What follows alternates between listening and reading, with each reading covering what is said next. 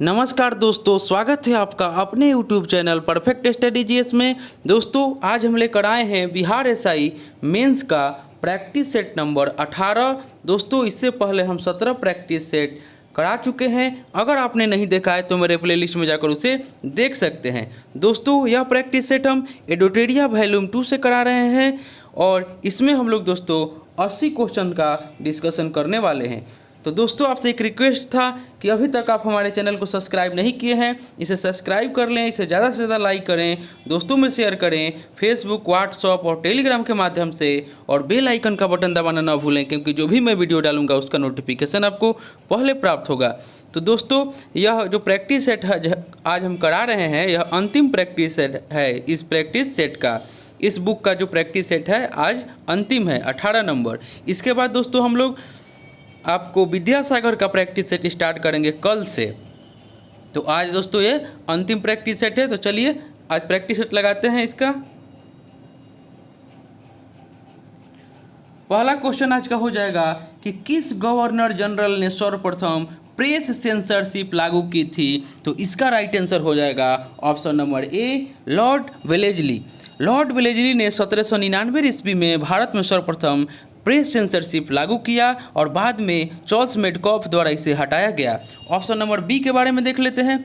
Option number B आपका जो दे रहा है चार्ल्स मेडकॉफ। तो चार्ल्स मेडकॉफ जो थे 1835 से 36 ईस्वी यानी कि इसने 1 वर्ष के कार्यकाल में प्रेस पर से नियंत्रण हटाया और इसीलिए चार्ल्स मेडकॉफ को प्रेस का मुक्तिदाता कहा जाता है। ऑप्शन नंबर सी के बारे में जान लेते हैं। तो ऑप्शन नंबर सी जो है लॉर्ड विलियम बेंटिंग, इन्होंने राजा राम मोहन राय के सहयोग से 1829 ईस्वी में सती प्रथा को समाप्त कर दिया और बेंटिंग ने इस प्रथा के खिलाफ कानून बनाकर 1829 ईस्वी में धारा 17 के द्वारा विधवाओं के सती होने को अवैध घोषित कर दिया। ऑप्शन नंबर डी देख लेते हैं लॉर्ड लिटन। तो लॉर्ड लिटन जो थे 1878 ईस्वी में लिटन ने भारतीय समाचार पत्र अधिनियम यानी कि वर्नाकुलर प्रेस एक्ट पारित कर भारतीय समाचार पत्रों पर कठोर प्रतिबंध लगा दिया। नेक्स्ट क्वेश्चन देखते हैं दोस्तों। नेक्स्ट क्वेश्चन हो जाएगा कि हंटर कमीशन की रिपोर्ट में विशेष जोर दिया गया था। हंटर कमीशन की रिपोर्ट में विशेष जोर दिया गया था, इसका राइट आंसर आपको करना है। तो इसका राइट आंसर हो जाएगा ऑप्शन नंबर सी यानी कि प्राथमिक शिक्षा को। 1882 ईस्वी में लॉर्ड रिपन ने सर विलियम हंटर के नेतृत्व में 1854 ईस्वी के बाद शिक्षा के क्षेत्र में हुए विकास के लिए एक शिक्षा आयोग की नियुक्ति की थी। आयोग ने भारतीय प्राथमिक शिक्षा के संबंध में सिफारिश की और इसने संस्थाओं के सहयोग राशि बढ़ाने एवं स्थानीय भाषाओं में शिक्षा देने की सलाह दी। तो इसका राइट आंसर हो जाएगा 12 का option number C. Next question देखते हैं। नेक्स्ट क्वेश्चन आपका हो जाएगा कि वर्ष 1920 में लाहौर से लाला लाजपत राय द्वारा उर्दू का कौन सा समाचार पत्र प्रारंभ किया गया था। तो इसका राइट आंसर हो जाएगा ऑप्शन नंबर ए, वंदे मातरम। वर्ष 1920 में लाहौर से लाला लाजपत राय द्वारा उर्दू में वंदे मातरम नामक समाचार पत्र प्रारंभ किया गया था। नेक्स्ट क्वेश्चन देखते हैं दोस्तों। नेक्स्ट क्वेश्चन हो जाएगा कि प्रभावती देवी किस क्षेत्र की स्वतंत्रता संग्राम सेनानी थी। तो इसका राइट आंसर हो जाएगा ऑप्शन नंबर ए, पटना। नेक्स्ट क्वेश्चन देखते हैं। नेक्स्ट क्वेश्चन आपका हो जाएगा कि निम्न में से कौन सुमेलित नहीं है। तो इसका राइट आंसर हो जाएगा ऑप्शन नंबर सी, युगांतर जो हरिश्चंद्र मुखर्जी दिया हुआ है यह आपका सही नहीं है। युगांतर पत्रिका के संपादक वरिंद्र कुमार घोष थे और प्रथम संपादक जो थे वह भूपेंद्र नाथ दत्त थे। और बंगाली सुरेंद्र नाथ बनर्जी सही है। इंडियन मिरर देवेंद्र नाथ टैगोर ये भी आपका सही है। और मराठा बाल गंगाधर तिलक यह भी आपका सही है। नेक्स्ट क्वेश्चन देखते हैं दोस्तों। नेक्स्ट क्वेश्चन हो जाएगा कि कांग्रेस ने कब पहली बार भारत की स्वतंत्रता का प्रस्ताव पारित किया था। तो इसका राइट आंसर हो जाएगा ऑप्शन नंबर ए, 1927 ईस्वी में। 1927 ईस्वी के मद्रास अधिवेशन में कांग्रेस ने पूर्ण स्वराज को अपना लक्ष्य घोषित किया और इस सम्मेलन की अध्यक्षता डॉक्टर एम ए अंसारी ने की थी। और जवाहरलाल नेहरू और सुभाष चंद्र बोस ने पूर्ण स्वराज के लक्ष्य को प्राप्त करने के लिए कांग्रेस के अंदर इंडिपेंडेंस फॉर लिंक की स्थापना की। नेक्स्ट क्वेश्चन देखते हैं दोस्तों। नेक्स्ट क्वेश्चन आपका हो जाएगा कि भारतीय राष्ट्रीय स्वतंत्रता संग्राम के दौरान इंडिया हाउस की स्थापना किसके द्वारा की गई? तो इसका राइट आंसर हो जाएगा option number D, Shyamji Krishna Verma. India house की स्थापना 1905 ईस्वी में लंदन में श्यामजी कृष्ण वर्मा के द्वारा किया गया। नेक्स्ट क्वेश्चन देखते हैं दोस्तों। नेक्स्ट क्वेश्चन हो जाएगा कि 1857 ईस्वी के विद्रोह के दौरान कानपुर में नाना साहब के विरुद्ध किस ब्रिटिश सेना नायक ने नेतृत्व किया? तो इसका राइट आंसर आपका हो जाएगा ऑप्शन नंबर बी, यानी कि कॉलिन कैंपबेल। कॉलिन कैंपबेल के द्वारा कानपुर में नाना साहब के विरुद्ध अंग्रेजों का प्रतिनिधित्व किया गया। और जान लेते हैं तो नाना साहब को हम लोग धूंधू पंथ के नाम से भी जानते हैं। और ऑप्शन देख लेते हैं। ऑप्शन नंबर ए में कर्नल नील दिया हुआ है, तो कर्नल नील जो थे वह इलाहाबाद में विद्रोह को दबाया था। उसके बाद ऑप्शन नंबर सी देख लेते हैं, निकोलसन। तो निकोलसन और ऑप्शन डी आपका हडसन जो है यह दिल्ली में आपको विद्रोह को दबाया था, इसमें निकोलसन आपको मारे गए थे।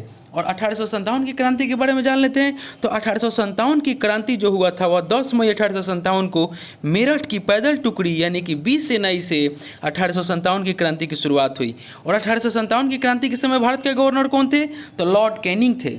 और इंग्लैंड के प्रधानमंत्री कौन थे? तो लॉर्ड पामेस्टन थे। नेक्स्ट क्वेश्चन देखते हैं दोस्तों। नेक्स्ट क्वेश्चन हो जाएगा कि निम्न में से कौन राजा राम मोहन राय के कार्यों से जुड़ा नहीं है? निम्न में से कौन राजा राम मोहन राय के कार्यों से जुड़ा नहीं है? तो इसका राइट आंसर हो जाएगा ऑप्शन नंबर सी, विधवा विवाह पर प्रतिबंध। राजा राम मोहन राय के कार्यों में विधवा विवाह प्रतिबंध नहीं जुड़ा है। यह ईश्वर चंद्र विद्यासागर के प्रयासों के द्वारा आपका विधवा विवाह प्रतिबंध हुआ था। और सती प्रथा का विरोध किए थे, आत्मीय सभा की स्थापना किए थे और एकेश्वरवाद पर बल दिए थे राजा राम मोहन राय। नेक्स्ट क्वेश्चन देखते हैं दोस्तों।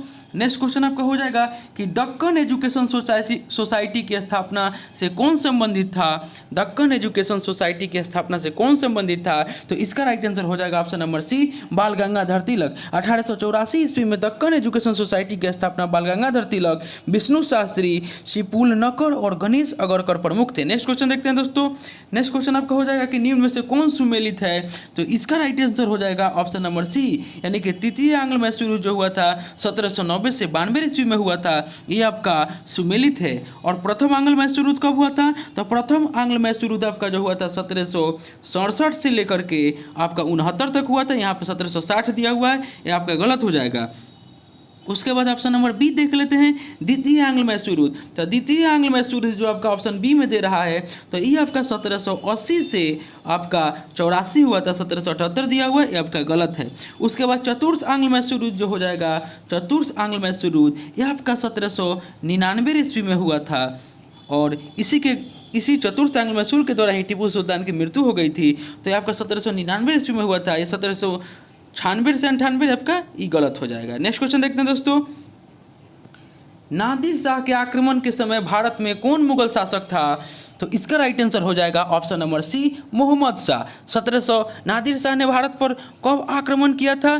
तो नादिर शाह ने भारत पर 1739 ईस्वी में इन्होंने दिल्ली पर आक्रमण किया था नादिर शाह। और उस समय वहाँ का शासक जो थे वह मोहम्मद शाह थे। और नादिर शाह जो था वह ईरान की फारस के सम्राट था। और नादिर शाह को हम लोग ईरान का नेपोलियन भी कहा जाता है, नादिर शाह को। नेक्स्ट क्वेश्चन देखते हैं दोस्तों। नेक्स्ट क्वेश्चन आपका हो जाएगा कि मुगल शासक अकबर द्वारा दहसाला प्रणाली कब आरंभ किया गया? तो इसका राइट आंसर आपका हो जाएगा ऑप्शन नंबर बी, यानी कि 1580 ईस्वी में। 1580 ईस्वी में दहसाला प्रणाली अकबर द्वारा शुरुआत की गई और इसके प्रणेता जो थे वह टोडरमल थे। नेक्स्ट क्वेश्चन देखते हैं दोस्तों। नेक्स्ट क्वेश्चन हो जाएगा कि निम्नलिखित में से किस भारतीय नेता ने खिलाफत आंदोलन का समर्थन नहीं किया था? तो इसका राइट आंसर हो जाएगा option number B, Madan Mohan Malviya. खिलाफत आंदोलन का समर्थन मदन मोहन मालवीय ने नहीं किया था।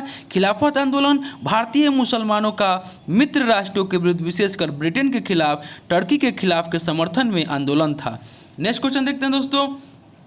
नेक्स्ट क्वेश्चन आपका हो जाएगा कि भक्ति आंदोलन में मुख्य संत तुकाराम किस मुगल शासक के समकालीन थे? तो इसका राइट आंसर हो जाएगा option number B, Jahangir. Jahangir के समकालीन महाराष्ट्र के संत तुकाराम प्रमुख संत थे। नेक्स्ट क्वेश्चन देखते हैं दोस्तों।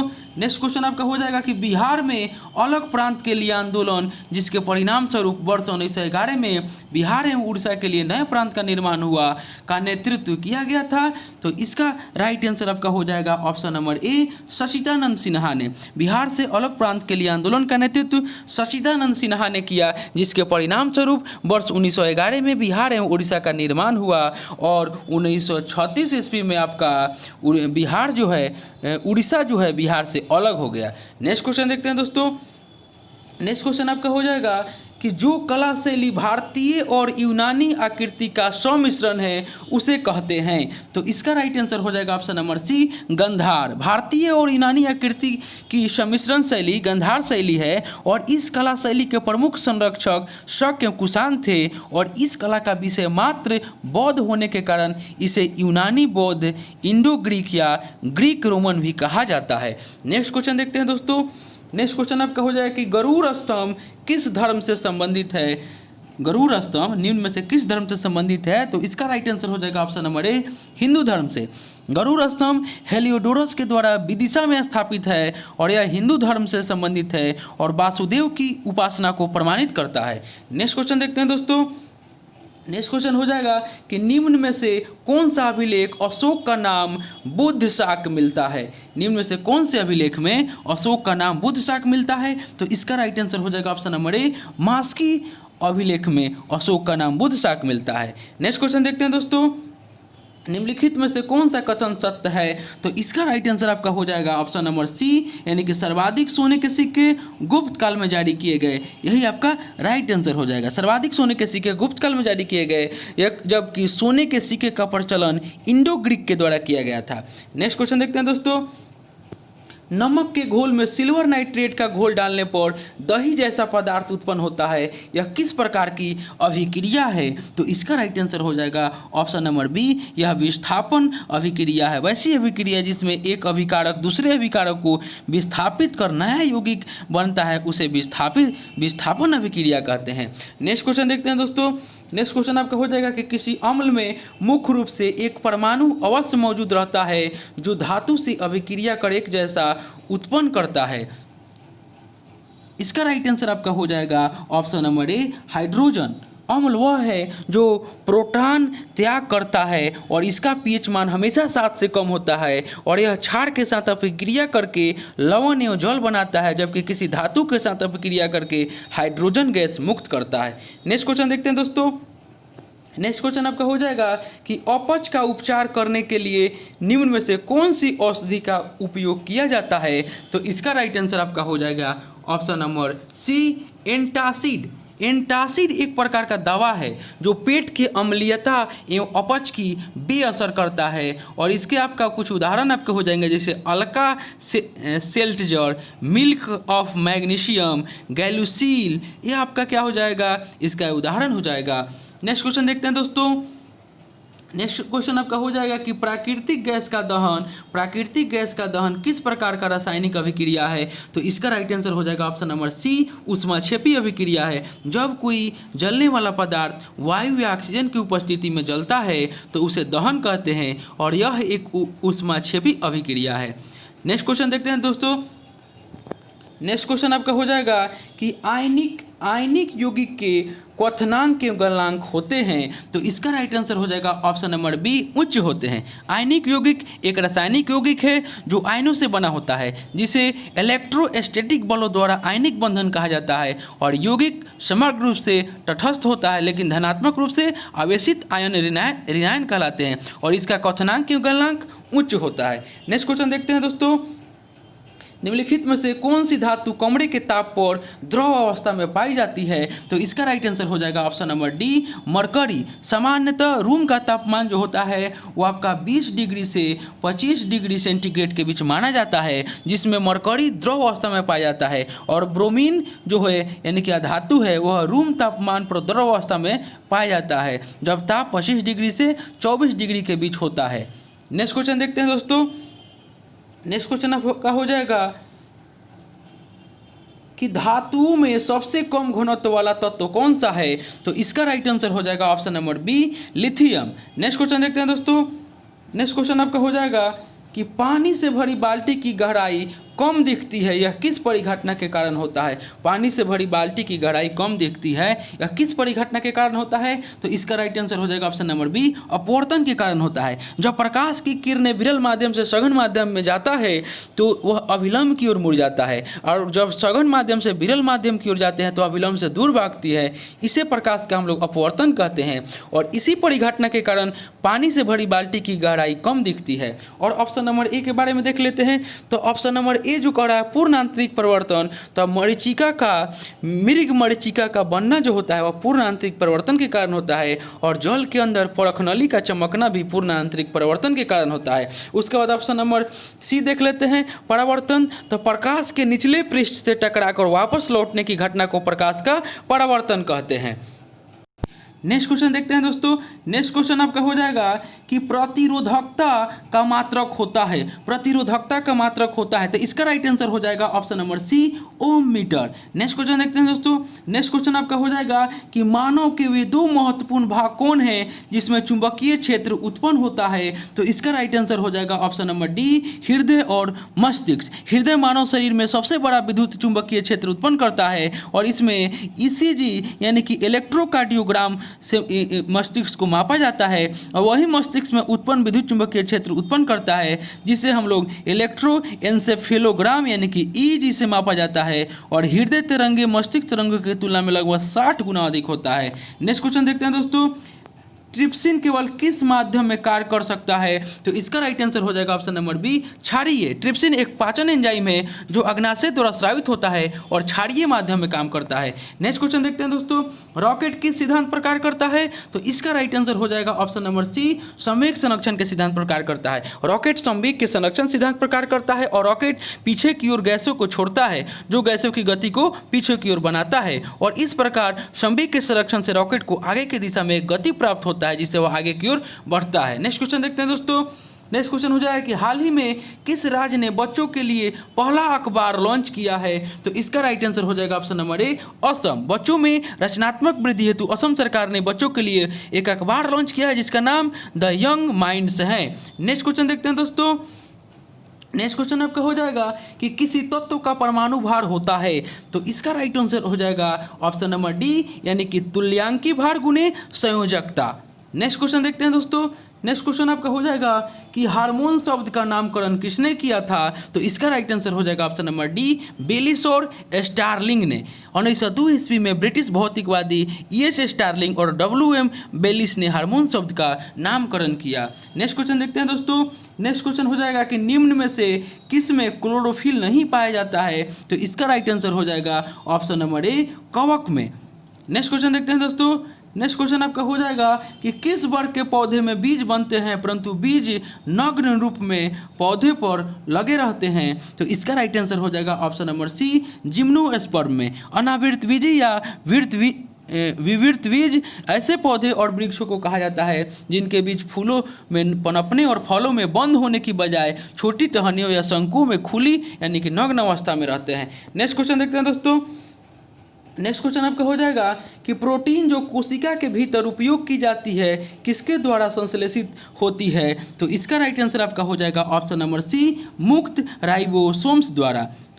कोशिका के भीतर अंतःद्रव जालिका पर राइबोसोम पाया जाता है जिसमें प्रोटीन का फैक्ट्री कहा जाता है, जिससे हम लोग राइबोसोम को क्या कहते हैं? तो प्रोटीन को फैक्ट्री इसे कहा जाता है, परंतु जो प्रोटीन कोशिका के अंदर उपयोग होता है वो मुक्त राइबोसोम द्वारा संश्लेषित होता है। नेक्स्ट क्वेश्चन देखते हैं दोस्तों। समानता अंकुरन के लिए किसकी आवश्यकता नहीं होती? तो इसका राइट आंसर हो जाएगा ऑप्शन नंबर डी, प्रकाश की आवश्यकता नहीं होती। नेक्स्ट क्वेश्चन देखते हैं दोस्तों।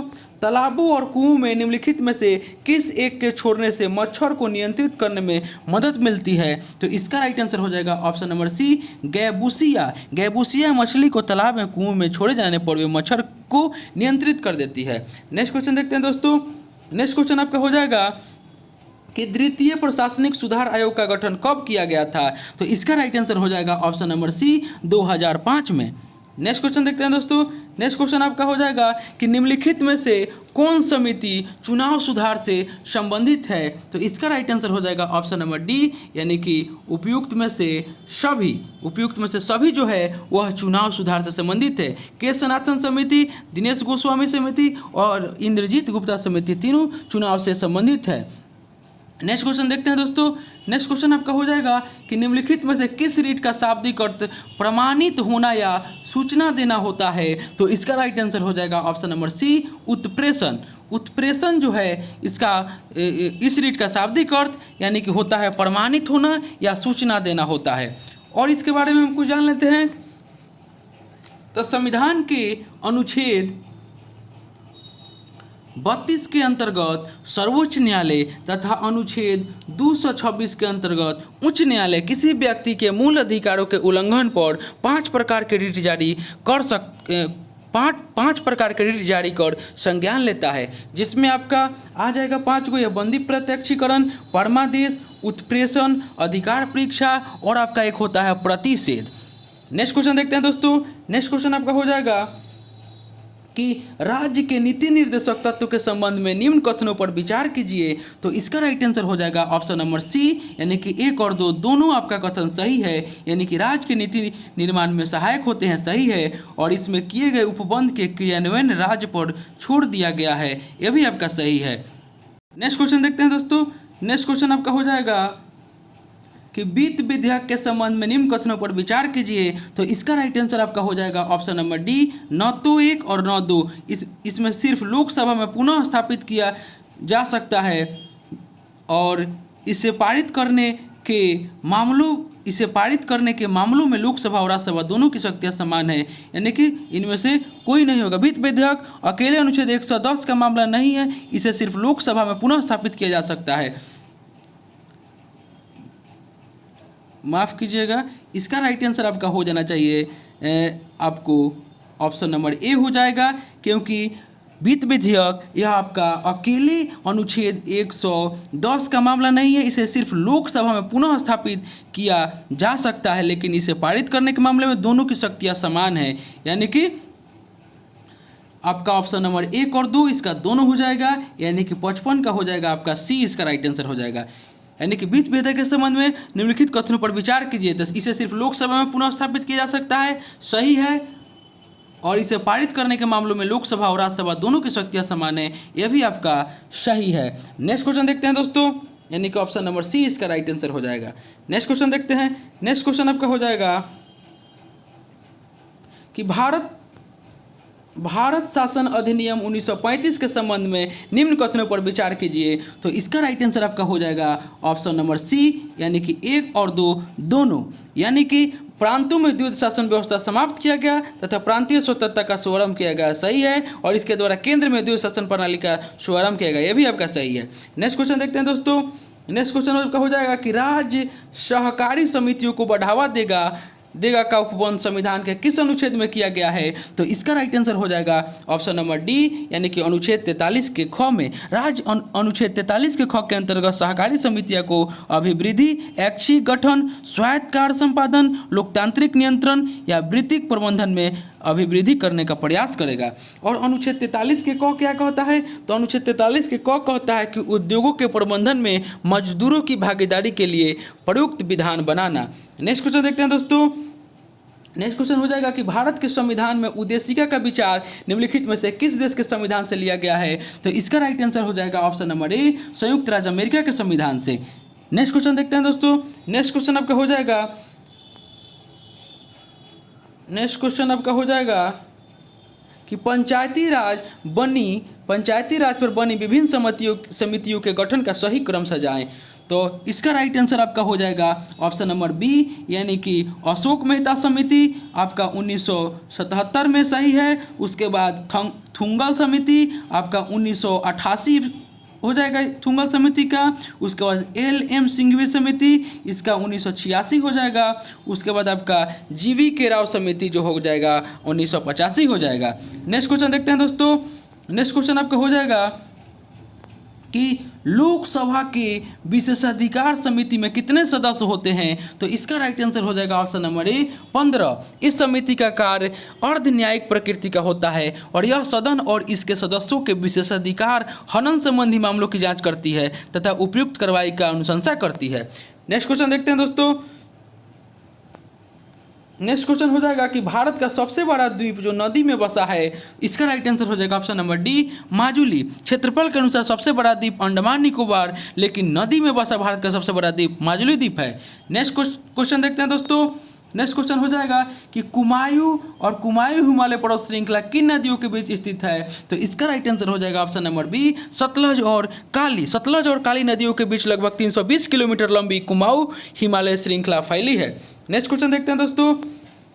नेक्स्ट क्वेश्चन हो जाएगा कि बंकापुरा मोर अभयारण्य किस राज्य में स्थित है? तो इसका राइट आंसर हो जाएगा ऑप्शन नंबर डी कर्नाटक में। नेक्स्ट क्वेश्चन देखते हैं दोस्तों। नेक्स्ट क्वेश्चन आपका हो जाएगा कि दक्षिण एशियाई क्षेत्रीय सहयोग संगठन में कुल कितने देश शामिल है? तो इसका राइट आंसर हो जाएगा ऑप्शन नंबर ए 8 देश शामिल है। दक्षिण एशियाई सहयोग संगठन जो कि सार्क हैं, उनमें कुल 8 देश हैं। नेपाल, भूटान, बांग्लादेश, श्रीलंका, भारत, मालदीव, पाकिस्तान और अफगानिस्तान। नेक्स्ट क्वेश्चन देखते हैं दोस्तों। नेक्स्ट क्वेश्चन आपका हो जाएगा कि अटल सुरंग किस दर्रे के नीचे बनाया जा रहा है? तो इसका राइट आंसर आपका हो जाएगा ऑप्शन नंबर ए रोहतांग दर्रा। लेह और मनाली को जोड़ने वाले अटल सुरंग रोहतांग दर्रा के नीचे बनाया गया है। नेक्स्ट क्वेश्चन देखते हैं दोस्तों। नेक्स्ट क्वेश्चन हो जाएगा कि श्वेत क्रांति किसकी कमी को दूर करने के लिए लाया गया था? तो इसका राइट आंसर हो जाएगा ऑप्शन नंबर ए दूध। 13 जनवरी 1970 को शुरुआत हुई श्वेत क्रांति दूध की कमी को दूर करने के लिए लाया गया और इसके प्रणेता डॉक्टर वर्गीस कुरियन है। नेक्स्ट क्वेश्चन देखते हैं दोस्तों। नेक्स्ट क्वेश्चन हो जाएगा कि कौन सा देश यूरेनियम का सबसे ज़्यादा उत्पादन करता है? तो इसका राइट आंसर हो जाएगा ऑप्शन नंबर डी कजाकिस्तान। वर्तमान में विश्व के लगभग 39% यूरेनियम का अकेले उत्पादन कजाकिस्तान करता है और भारत में यूरेनियम का सबसे ज़्यादा उत्पादन आंध्र प्रदेश करता है। नेक्स्ट क्वेश्चन देखते हैं दोस्तों। नेक्स्ट क्वेश्चन हो जाएगा कि सिंधु नदी की सहायक नदियों का उत्तर से दक्षिण सही क्रम है? तो इसका राइट आंसर हो जाएगा ऑप्शन नंबर ए झेलम, चिनाब, रावी, ब्यास और सतलज। नेक्स्ट क्वेश्चन देखते हैं दोस्तों।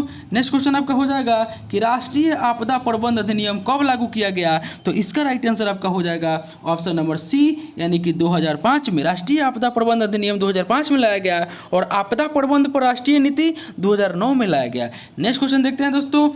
नेक्स्ट क्वेश्चन आपका हो जाएगा कि बाइसन नेशनल पार्क भारत के किस राज्य में है? तो इसका राइट आंसर आपका हो जाएगा ऑप्शन नंबर ए त्रिपुरा में। जैव विविधता से परिपूर्ण बाइसन नेशनल पार्क त्रिपुरा में स्थित है।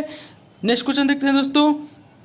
नेक्स्ट क्वेश्चन आपका हो जाएगा कि भारतीय वन स्थिति रिपोर्ट 2019 के अनुसार वन क्षेत्रफल में सर्वाधिक वृद्धि किस राज्य में देखी गई? तो इसका राइट आंसर हो जाएगा ऑप्शन नंबर डी कर्नाटक में। नेक्स्ट क्वेश्चन देखते हैं दोस्तों। नेक्स्ट क्वेश्चन आपका हो जाएगा कि भुवन एवं बड़ाइल की पहाड़ियाँ किस राज्य में स्थित है? तो इसका राइट आंसर हो जाएगा ऑप्शन नंबर ए असम में। असम में मिकिर की पहाड़ियाँ, रेगमा की पहाड़ियाँ, भुवन की पहाड़ियाँ और बड़ाइल की पहाड़ियाँ स्थित है। नेक्स्ट क्वेश्चन देखते हैं दोस्तों। केंद्र शासित प्रदेश लद्दाख में कौन सा देश सीमा साझा करता है? तो इसका राइट आंसर हो जाएगा ऑप्शन नंबर सी चीन, अफगानिस्तान और पाकिस्तान। नेक्स्ट क्वेश्चन देखते हैं दोस्तों। नेक्स्ट क्वेश्चन आपका हो जाएगा कि मालवी और मेवाती किस पशु की नस्ल है? मालवी और मेवाती किस पशु की नस्ल है? तो इसका राइट आंसर हो जाएगा ऑप्शन नंबर डी गाय की। नेक्स्ट क्वेश्चन देखते हैं दोस्तों। नेक्स्ट क्वेश्चन आपका हो जाएगा कि कर्क रेखा भारत के किस खाड़ी से होकर गुजरती है? तो इसका राइट आंसर हो जाएगा ऑप्शन नंबर सी कच्छ की खाड़ी। कर्क रेखा भारत के 8 राज्य एवं कच्छ की खाड़ी और अरब सागर से होकर गुजरती है। नेक्स्ट क्वेश्चन देखते हैं दोस्तों। नेक्स्ट क्वेश्चन आपका हो जाएगा कि निम्न में से किसके द्वारा आय की असमानता का मापन किया जाता है? तो इसका राइट आंसर हो जाएगा ऑप्शन नंबर सी यानी कि 1 और 2 यानी कि गिनी गुणांक और लॉरेंज वक्र के द्वारा आय की असमानता का मापन किया जाता है। नेक्स्ट क्वेश्चन देखते हैं दोस्तों। नेक्स्ट क्वेश्चन आपका हो जाएगा कि भारत में मौद्रिक नीति का निर्धारण निम्न में से किसके द्वारा किया जाता है? तो इसका राइट आंसर हो जाएगा ऑप्शन नंबर डी उपयुक्त में से कोई नहीं। भारत में मौद्रिक नीति का निर्धारण और क्रियान्वयन आरबीआई के द्वारा किया जाता है। नेक्स्ट क्वेश्चन देखते हैं दोस्तों। नेक्स्ट क्वेश्चन आपका हो जाएगा कि निम्न में से किस समिति ने सर्वप्रथम गरीबी के निर्धारण के लिए कैलोरी को आधार मानने की संस्तुति की थी? तो इसका राइट आंसर हो जाएगा ऑप्शन नंबर ए, वाई के अलग समिति। वाई के अलग समिति जिसका गठन योजना आयोग के द्वारा 1977 में किया गया था और इन्होंने कैलोरी आधारित गरीबी निर्देशांक तैयार किया, जिसमें ग्रामीण क्षेत्र के लिए 2400 कैलोरी प्रति व्यक्ति प्रतिदिन तथा शहरी क्षेत्रों के लिए 2100 कैलोरी प्रति व्यक्ति प्रतिदिन की संस्तुति की गई और जिन व्यक्तियों का उपभोग व्यय इन कैलोरी की आवश्यकताओं की पूर्ति से कम था उन्हें गरीबी रेखा से नीचे माना गया। नेक्स्ट क्वेश्चन देखते हैं दोस्तों। नेक्स्ट क्वेश्चन आपका हो जाएगा कि निम्नलिखित में से कौन सा पूंजी खाता है? तो इसका राइट आंसर आपका हो जाएगा ऑप्शन नंबर बी, यानी कि 1, 2 और 4, यानी कि विदेशी ऋण, उसके बाद प्रत्यक्ष विदेशी निवेश और पोर्टफोलियो निवेश, यह आपका पूंजी खाता है। नेक्स्ट क्वेश्चन देखते हैं दोस्तों। नेक्स्ट क्वेश्चन आपका हो जाएगा कि किस कंपनी के वर्तमान अंशधारियों को प्रथम अधिकार के रूप में नए शेयर का निर्गमन क्या कहलाता है? इसका राइट आंसर हो जाएगा option number C, right issue. जब पूर्व से चल रही कोई कंपनी पूंजी जुटाने के लिए नई इक्विटी निर्गत करती है तो इनको खरीदने का पहला अधिकार शेयरधारिता के अनुपात में वर्तमान अंशधारियों का होता है और इसे ही हम लोग राइट इशू कहते हैं। नेक्स्ट क्वेश्चन देखते हैं दोस्तों। नेक्स्ट क्वेश्चन आपका हो जाएगा कि हॉट मनी शब्द का उपयोग किसके लिए किया जाता है? तो इसका राइट आंसर हो जाएगा ऑप्शन नंबर डी, विदेशी पोर्टफोलियो निवेश के लिए। नेक्स्ट क्वेश्चन देखते हैं दोस्तों। नेक्स्ट क्वेश्चन आपका हो जाएगा कि निम्नलिखित में से कौन सा बिमस्टेक का सदस्य राष्ट्र नहीं है? निम्नलिखित में से कौन सा बिमस्टेक का सदस्य राष्ट्र नहीं है? तो इसका राइट आंसर हो जाएगा ऑप्शन नंबर डी, म्यांमार। माफ़ कीजिएगा, इसका राइट आंसर हो जाएगा ऑप्शन नंबर बी, मालदीव, जो बिमस्टेक का सदस्य राष्ट्र नहीं है। बिमस्टेक में 7 सदस्य राष्ट्र हैं, भारत, नेपाल, भूटान, बांग्लादेश, म्यांमार, श्रीलंका, थाईलैंड, लेकिन मालदीव आपका बिमस्टेक का सदस्य राष्ट्र नहीं है। नेक्स्ट क्वेश्चन देखते हैं दोस्तों। विश्व रक्तदान दिवस किस तिथि को मनाया जाता है? तो इसका राइट आंसर हो जाएगा ऑप्शन नंबर ए, 14 जून को। 14 जून को वर्ल्ड ब्लड डोनर डे मनाया जाता है और 12 जून जो है आपका इस दिन बाल श्रम निषेध दिवस मनाया जाता है। उसके बाद आपका 12 मई को क्या मनाया जाता है? तो 12 मई को विश्व नर्स दिवस मनाया जाता है। नेक्स्ट क्वेश्चन देखते हैं दोस्तों। नेक्स्ट क्वेश्चन हो जाएगा कि निम्न में से मेडागास्कर की राजधानी है? तो इसका राइट आंसर हो जाएगा ऑप्शन नंबर ए, एंटानानैरियो। एंटानानैरियो जो है वह मेडागास्कर की राजधानी है। उसके बाद आपका मॉरिशस की राजधानी पोर्ट लुइस हो जाएगा। उसके बाद आपका सनस्लेक्स इसको है उसका राजधानी विक्टोरिया हो जाएगा। किसका? तो सनसेल्स जो है इसका राजधानी विक्टोरिया हो जाएगा। नेक्स्ट क्वेश्चन देखते हैं दोस्तों। नेक्स्ट क्वेश्चन आपका हो जाएगा कि वर्ष 2001 में BS नयपाल को किस क्षेत्र में नोबेल पुरस्कार प्रदान किया गया? तो इसका राइट आंसर हो जाएगा ऑप्शन नंबर सी, साहित्य के क्षेत्र में। BS नयपाल को उनकी पुस्तक इन ए फ्री स्टेट के लिए 1971 में बुकर पुरस्कार और 2001 में नोबेल पुरस्कार दिया गया। नेक्स्ट क्वेश्चन देखते हैं दोस्तों। दीप्ति शर्मा का संबंध किस खेल से है? तो इसका राइट आंसर हो जाएगा ऑप्शन नंबर ए, क्रिकेट से। दीप्ति शर्मा महिला क्रिकेट खिलाड़ी है और वर्ष 2020 में अर्जुन अवार्ड से सम्मानित किया गया है। नेक्स्ट क्वेश्चन देखते हैं दोस्तों। नेक्स्ट क्वेश्चन हो जाएगा कि निम्नलिखित में से कौन सुमेलित नहीं है? तो इसका राइट आंसर हो जाएगा ऑप्शन नंबर बी, कुंडलकुलम, जो कर्नाटक आपका दे रहा है यह तमिलनाडु में है। कुंडलकुलम एवं कल्पकम तमिलनाडु में है। नरोड़ा उत्तर प्रदेश सही है, काकरापड़ा गुजरात सही है और तारापुर महाराष्ट्र सही है। नेक्स्ट क्वेश्चन देखते हैं दोस्तों।